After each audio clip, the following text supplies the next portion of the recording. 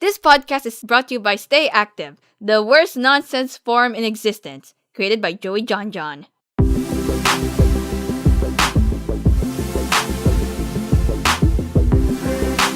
This is the Casual Nerds Podcast with Eri and Matt.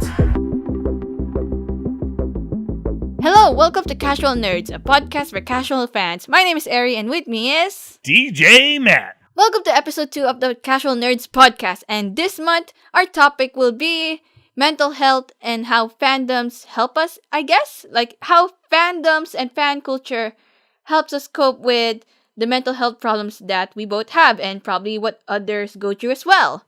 You see, around this month in Australia, it's Are You OK Day, where pretty much people are kind of not obligated, but it's kind of a thing where they ask other people if they're okay, if they want to talk about it. It's more like a mental health awareness month in Australia, or a mental health awareness day. And we've decided that in spirit of that event, we talk about our personal stories in regards to this topic and how people are not alone. Like, we all go through different things, but you don't have to go through it alone, I guess. Like, we're all here for each other. There are people out there who are willing to help you and stuff like that. Yep, everybody needs help, and we've been through some things. And I know Matt and I are like 10 years apart, but whatever Matt is going through and the stuff he's been through and how it's different to what I'm going through and everything, it's still sort of similar in a sense. So in the end, we're in this together. Very true. We are all in this together. So to start off, Matt, why don't you tell everyone what mental illness is? Mental illness can actually break down into different things, whether it be depression, psychological problems, let's see. It can also be into things like anxiety, and it's actually very difficult to deal with. But there are ways to deal with these things, and how do you deal with some of these things, Eri? Well, usually before, it would be me repressing how I feel.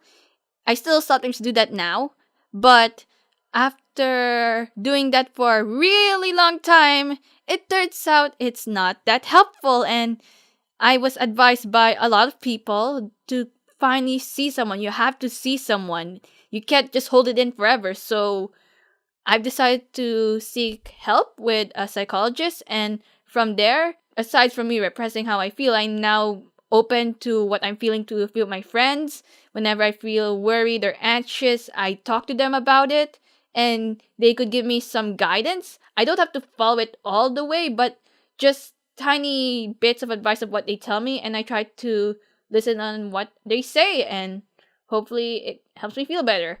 Other ways is through distracting myself by keeping myself busy or just enjoying something that I love. It kind of varies on how I'm feeling or what's going on. What about you, Matt? Alright, one of the ways that I help myself is just like you, I keep myself busy. Oddly, sometimes stuff such as video games and music, writing, just whatever helps me out, really. Sometimes talking to people helps me out. I'd rather talk to friends or family other than a psychiatrist or psychologist myself. But that's just me. Not saying that they cannot help, but I just prefer to talk to people that I actually know. I guess different people do things different ways, so not every method works for everyone. Very true. So before we start, we just remind you people that this podcast, we're going to be telling really personal stories. We're going to get a bit personal in this because Matt and I, we both go through our own forms of mental illness, and I do hope you all respect what we're going to say and keep an open mind on how we view this whole thing, because like I said, we all go through things differently, and the way we view fandoms and in relations to mental health, it varies for different people. I know for some of my online friends, fandoms means the world to them and whatnot, for some people, it tends to be toxic, and we're gonna be talking about a few taboo topics. So just keep an open mind. Yep. Open mindedness is the key to listening to this thing. Now we got that sorted, time to share some of our personal stories as a starting point for this podcast. And Matt suggested that I should go first, apparently. Is there a reason why? Because I'm just bad at starting these things off, so please go first. Ladies first, I guess. So we have to go back when I was in high school. I'm about to enter senior year. There's just so much stuff going on. There's like the pressure of HSC. There's still the fact that I have no idea what I really want to do when I grow up or what to do with my life. There is bullying situations and a bunch of drama that I don't want to get into. And it was just getting hard for me that I was now having a bit of an identity crisis. Like, I have no idea who I am. Like, who is Eri? Who is she really? Because all I've been given is what people want me to be, but I don't know what I want to be myself. I was afraid, I was ashamed. And then one lovely night, after feeling bored, I guess, and doing homework, I've decided to go on YouTube. I've decided to find some new YouTubers to watch because Annoying Orange is getting... It's not for me anymore, I guess. Like, I'm getting too old for it. So I was just looking through my recommendations feed and everything, and I've stumbled across Dan and Phil. I watched a few Amazing Phil videos, then Dan is Not on Fire, a few pin-offs, and from there, after watching a few episodes, like a few videos that they made, they both taught me that it's okay to be myself, that we're all giant flops in the world, still figuring out how to go through life and get things done and everything, you know. And it's hard to explain because this was a long time ago, and I watched and met Danville so many times, thanking them for helping me out during my lowest moments. But one video that caught my attention the most is Dan's depression video when he was open up with his mental health and his depression and everything. It was that video that made me feel like that I wasn't really alone anymore. I know people say we're not alone, but the fact that Dan was open about it and shared his experience, it made me feel like that I have an actual role model I could actually look up to. So Dan gave like some of his tips on how he deals with it. I don't follow 100% of what he did, but there was some things that kind of helped me. For example, I became more open to my friends about it, or at least my online friends. I'm also open to my offline friends as well, but I talk to my online friends more. And long story short, if it wasn't for Dan and Phil, I would still be under that little identity crisis. I will have no idea who I am. Maybe I would be getting bits and pieces of who I want to be, but I would still feel a bit incomplete in a case. And that's pretty much my story. And now, Dan and Phil are coming back to Australia, and sadly, I'm not going to be able to see them in VIP, but it would be cool to see them on stage, and I heard they get really personal on their live show, so I am looking forward to that. And by the time this podcast is out, I would have already seen the live show. I'm just glad that you found something that helps you out. Especially whether it be something like videos and certain YouTubers and all that. I mean, it's a good way to get your mind off of things sometimes, or something that you can relate to. You know, hey, whatever helps you, helps you. Everyone deals with things in their own way.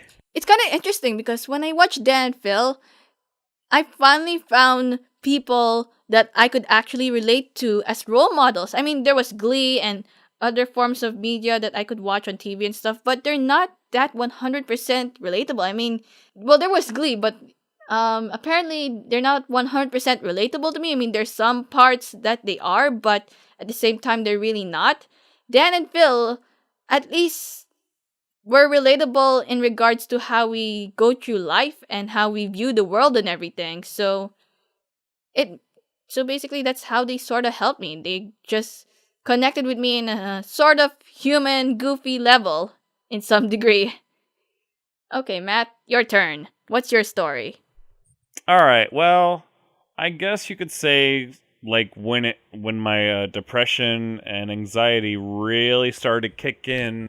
My depression and anxiety really started to kick in around when I used to go to college, actually.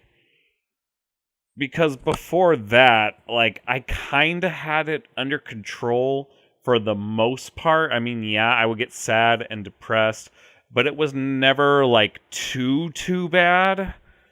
And then, like, after things happened, such as my grandma passing away, who I actually lived with ever since I was little, when my grandma passed, and the people I was living with, I don't know what was going on. They just seemed more angry after that, and more, they just had so much going on with them, and it was really hard to live where I was living.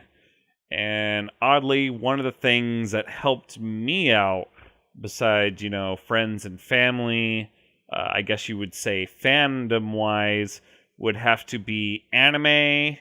Because, like, I don't know, there was just something about anime that helped me out. Especially ones that were... I was always looking for ones that were more funny than serious. And at this point, I was more into animes such as Azumanga Daioh. What else was there at the time? Pokemon? Not so much Pokemon. I also liked Final Fantasy Unlimited. That was a great show. I wish it didn't end on a cliffhanger, though. But anyway, I have one of my favorites that I even still have in my collection is Vampire Princess Mew, the OVA. Don't get it confused with the full-length 20-something episode series, because there is a difference between the two. But anyway, these things helped me out because it was just sort of like an escape from, my everyday life, which at the time was school and a lot of homework and people that I was living with stressing me the heck out every single day. Heck, there would be times where I would be at college and I would literally stay at college until like 8, 9 o'clock at night, just so I have some peace to, do homework and all that, or talk to people like friends and just stuff like that. It was more peaceful at college than it was at my own house at the time. And just, being somewhere, watching something, just helped me out a lot. And later on down the line, believe it or not, some YouTubers actually helped me out. One of them being people like Chadtronic, Matthew Centaro, Peanut Butter Gamer. And if any of you people know who these people are, then you know that I'm extremely nerdy just naming these names off. Is it Matthew Santoro, the guy who plagiarized and made that fake story about Nicole Arbor or something? That is so back and forth. I don't really know what to believe. I guess you could say that fandoms is some sort of escapism to the problems we have in our reality. Like, we both seek YouTubers and anime and other forms in media. Even up to this day, we both seek Lazy Town, or at least at the time when we first met each other, as some sort of escape. Now, since pretty much everyone I know is branching off to different fandoms now, apparently, we jump off one fandom to another just to see what kind of fantasy and escape that we could fantasize ourselves at. True.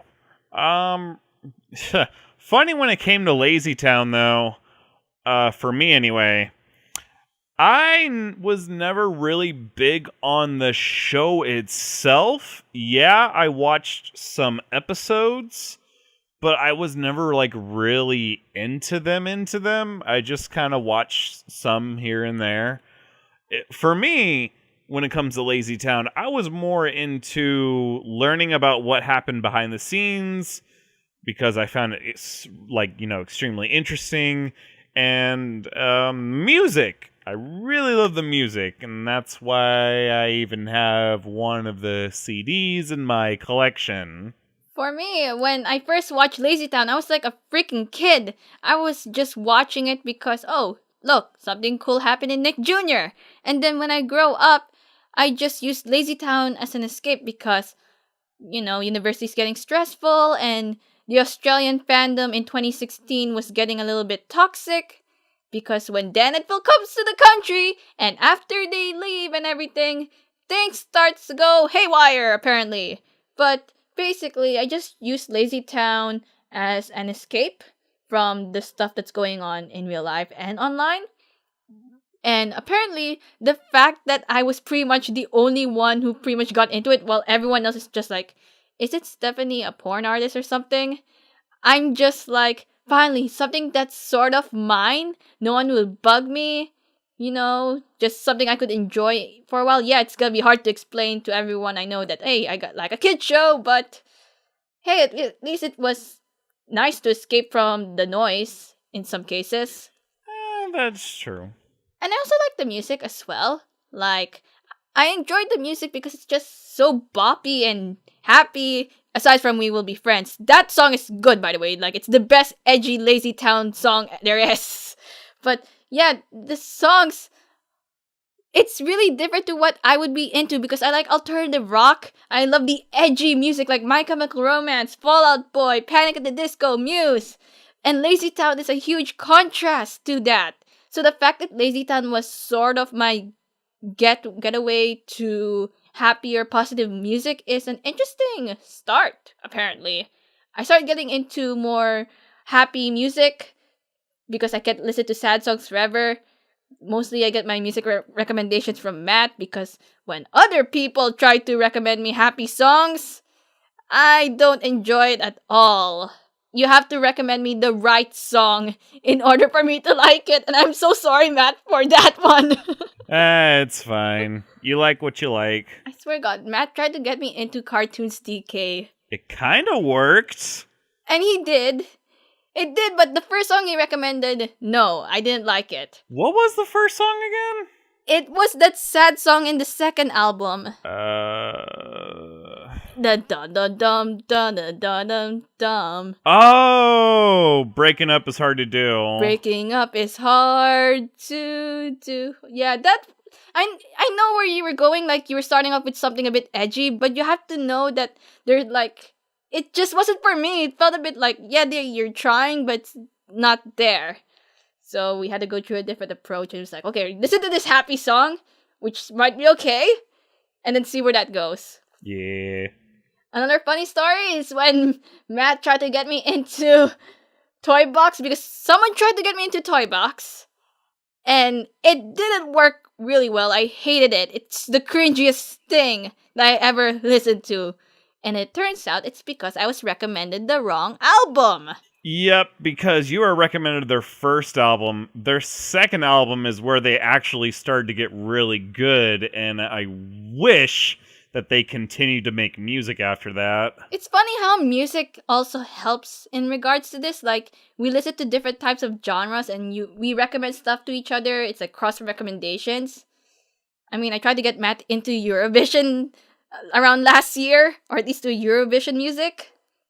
And then Matt tried to get me into bubblegum pop.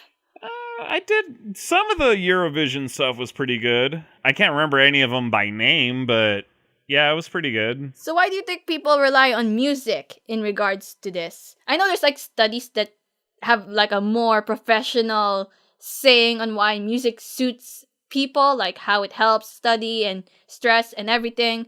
But what is our first-hand experience reasons to why? Honestly, there are a few different reasons why music can help people. Music can help you because just like, with anime and all of that, it's an escape from your everyday life, or it just sets your mind on something else, or it can help you concentrate on stuff, like say you're doing homework or whatever. at least for me, it helps me concentrate on what I'm doing. When it comes to stuff like that. Yeah, especially like certain songs can be relatable, whether they be happy, sad, angry, edgy, whatever. A song that can be relatable to you specifically can help you out a lot. And I've actually had this many times, whether it be songs by, let's say, Cartoons Decay, or Aqua, or Toy Box, or Blue Monster and Bicky. Or if I wanted something more like aggressive or angry, I would turn to bands like Disturbed, Korn, Drowning Pool, bands like that. There's a band named Korn? Yes. They have been around for years. Oh my goodness. I mean, fair enough. I mean, we both like different music. I mean, like I said, I like My Chemical Romance. I like Fall Out Boy Muse, Faraway Stables, and I also like Shepherd. Not you get listen to sad songs all the time, but the fact that we both like different genres and it helps us in odd ways is quite interesting. Here's a funny thing. When I was doing a little story on K-pop for SBS, it turns out that, according to all the people I interviewed, there are people who use K-pop as a way because the artists, they're sort of like role models to them, as there really isn't that many Asian role models apparently. At least Asian role models that could relate to the youth. I mean, there is Jackie Chan, but not everyone is a Jackie Chan. Like, they want someone different. And I just like K-pop for the music, so I don't fully understand why people would use K-pop as like a role model. I mean, I'm gonna try to understand that as I listen to more K-pop. But it's quite interesting with the lack of Asian role models there is in media. As in, you don't see that many apparently. Even on YouTube, I know there's like a few Asian YouTubers that are really popular, but you don't know that many. People are relying to a music genre to help them sort out with their identity and find people that they could relate to and stuff. And this is all K-pop? Yeah, it's K-pop, J-pop, Korean drama, stuff like that. Because this story is about young Filipinos and why they like K-pop, and I kind of agree with them. There really isn't that many Filipino role models out there. I mean, there is like Charisse, but I don't know that many Filipino role models that I look up to, and I don't think I even have any. Because almost every famous Filipino artist is pretty much grown-up oriented. Not like porn artists or anything. No, I mean like, they're just more well-known to the adults rather to the kids. Right. And since it's Australia, people be like, oh, you're Asian, but these are like second-generation migrants or just Filipinos who were born in the country, and they feel like they're not fully Asian enough to receive the label of Asian. So, hence their interest in K-pop. Or at least that's what I was told. Yeah, sounds about right. I want to talk about something taboo. It's really taboo. I don't know about if it's for your generation, but for my generation, it's sort of like a huge topic. Alright. So, the topic I want to talk about is the idea of leaving the fandom. Like, we all have different reasons of leaving. Like, either we outgrew it, or the community is just so toxic that we have to leave, or basically the content creator or whoever we're looking up to, they just don't appeal to us anymore. And there's like the fear of getting backlash when leaving, because I don't know about all the other fandoms, but at the time when I was in the Dan and Phil fandom around 2016, when you say you're leaving, they expect you to leave. And when they mean you leave, it means you can no longer talk about Dan and Phil, you can no longer go to their live shows, you can no longer meet them, you cannot make fan edits anymore. It's like total disconnection apparently. And trust me, I've seen people who are pissed off when they see people on Twitter talking about Dan and Phil when it was announced like back in 2014 that people left. Matt, you disconnected. Please excuse us as there's a little technical difficulty going on.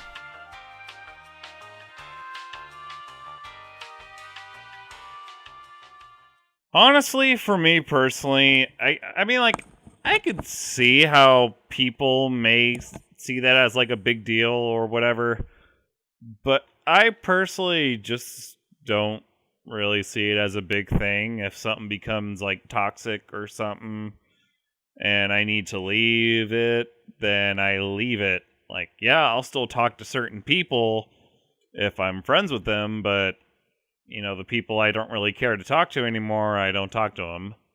It's just not a big deal to me.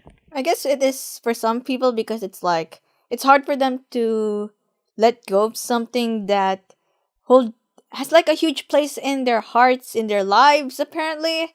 And for some people, saying I'm leaving the fandom pretty much equals to I'm seeking attention, but it's it's just people wanting a break basically. I guess for some people they really want to leave for a short or long while just to have a change of pace of what they're into, to rediscover themselves, see something new. But there are those people who are just so protective and just be like, nope, once you're gone, bye bye. Yep, some people are like that. It's kind of funny though because when it was like back in Tumblr, when Lazy Town was becoming really popular in like 2016, 2017, people were leaving and the community was like, yeah, you can leave, but you're always welcome back. Like we'll welcome you back with open arms and everything. But I'm not sure if that's now a similar case anymore. I mean, there are people leaving, but I've heard stories of drama that occurred on the Tumblr fandom. I don't know the full story, but I'm just aware that there was stuff going on, hence group chats are dying down, hence why people are joining new fandoms or just left the site in its entirety. And I don't know, it kind of depends on the person and why they want to leave. True. I talked to my friends about leaving the Danville fandom when I was still deciding if I want to stay or leave because I was getting into Lazy Town more.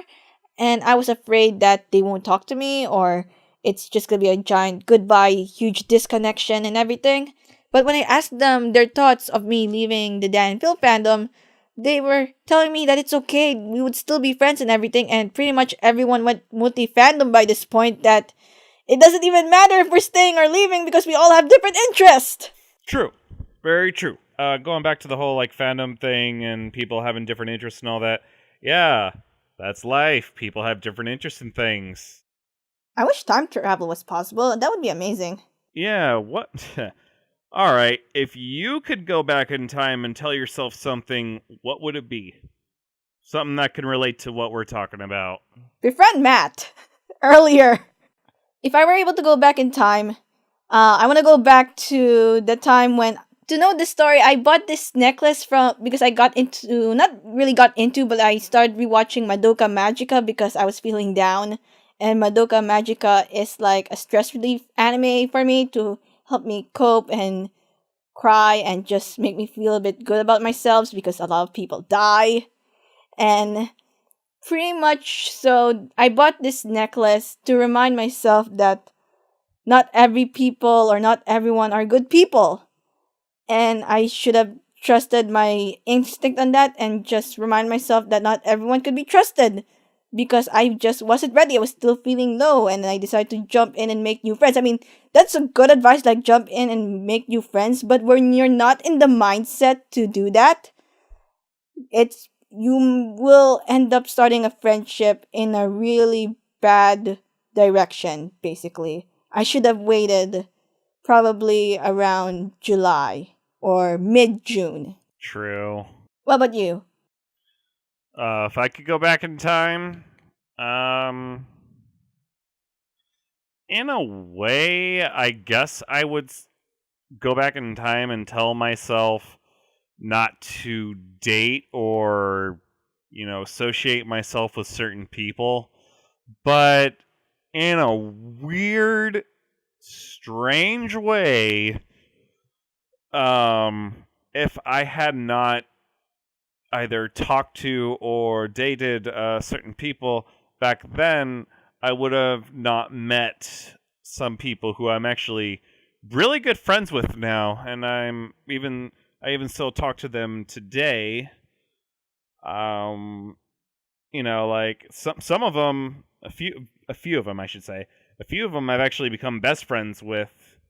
And so yes, I would go back and tell myself not to talk to, or like not be around certain people, but in another way I kind of wouldn't. It all depends. Like, let's say if I could do this and like direct myself as just like, all right, you don't want to talk to these people, but later on you're going to see this person, or you're going to talk to this person, and you're going to want to talk to these people because these people will help you out later on in life. You know what you get what I'm saying? Sort of. Time travel is really interesting and confusing at the same time because there are like paradoxes, and for me it's like if you don't do this one thing, it means you won't be able to do this other thing that was amazing. So basically one bad thing led to a good thing, in other words. Yeah, exactly. So yeah, it's really confusing because one of the things about mental health is that we also sometimes wonder what if we can go back in time and change things, but at the same time, even though if we want to change things, it may affect the outcome on what our future holds. True. I mean, like, okay, like, if you could go back and change things, like, there is no time paradox, it's paradox free, would you? And I've actually thought about this, what if you could go back in time and let's say to a certain point in your life, and it leads all the way up to now. Let's say your life is better because of it instead of how it used to be before you did this.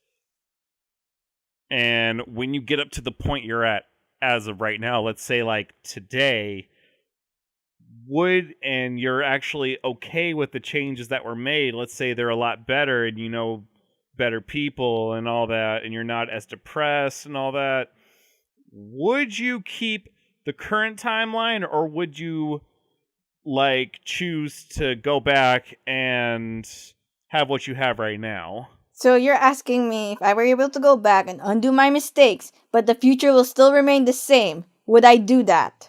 Yeah, like things will be better, but without a whole paradox happening.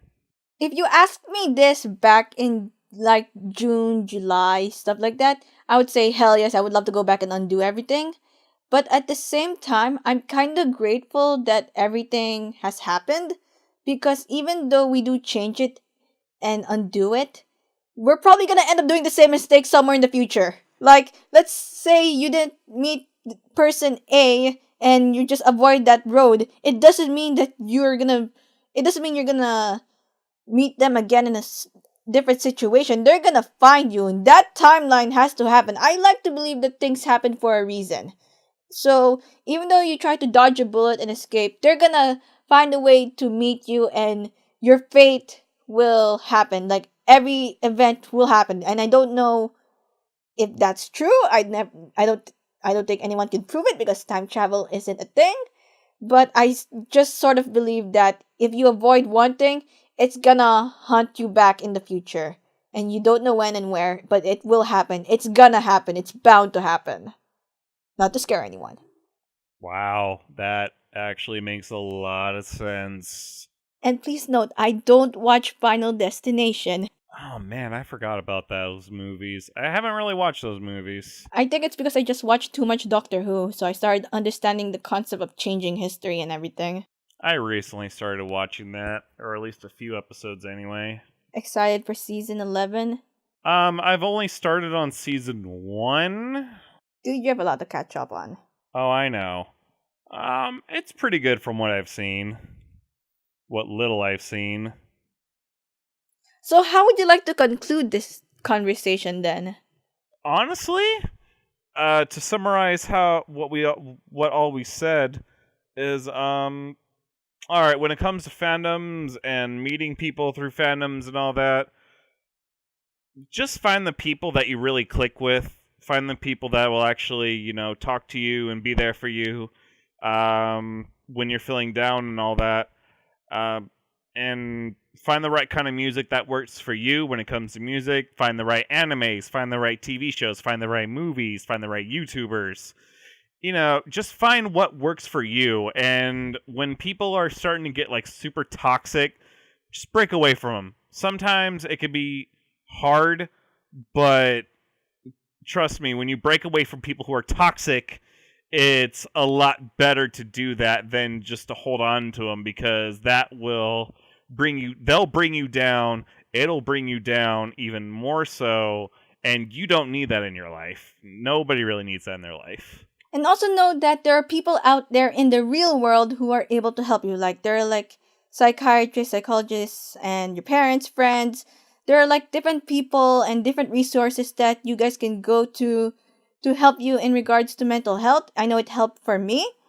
I know it's not something that Matt would be into, but for me, it helped a lot. It helped me understand more why I struggle and my coping mechanisms and everything, and why I keep feeling down and why I worry too much and everything. But basically, yeah. And I guess the most important thing to get away from this is that different people have different ways on thinking and how they deal with this. So we all have different methods and we all have different ways on what works. But in the end, we're all in this together and you're basically not alone. Matt and I go through different things and he helps me a lot and I try to help him if he needs help.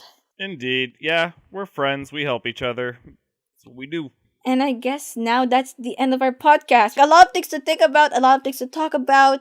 The idea of what if we get to change our mistakes and everything. But in the end, things happen and we all have to find a way to get through it together. Exactly. We all have to find a way to deal with it. And I hope you enjoyed this episode of Casual Nerds. This podcast is brought to you by Stay Active Forums, a forum site that Joey made. It's sort of dead, but we sometimes go there and just talk about a few things. It's a casual forum site, if you will, because not everyone goes there all the time. Yeah, we just go there whenever we feel like it. To be honest, the most active thread in that forum site is basically a thread on DuckTales. Woohoo! Trust me, there are like people who we thought they're just into Lazy Town. They're actually into DuckTales, and even people we wouldn't expect to be into DuckTales, they're like full-on fans about it, and we're just like, whoa! Wow, how come we never heard of this side of you before? Right. Hey, I like the rebooted DuckTales. That's actually a pretty good show.